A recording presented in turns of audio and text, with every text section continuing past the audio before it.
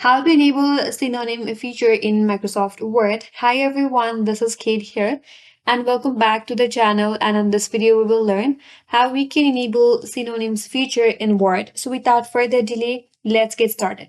For that, first of all, you have to open up your document. Then you have to highlight or select the word that you want to enable the synonyms for. Then right click on your mouse.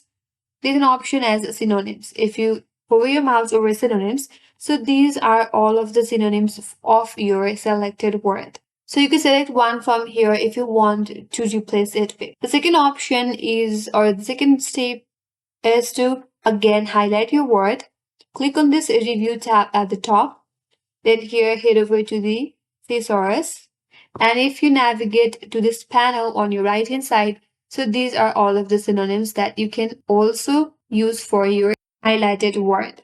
So that's how you can enable synonyms in Word, and that's all for today's video. Hope this video was helpful, and if you're new to our channel, consider subscribing. Thanks for watching and stay tuned for more videos.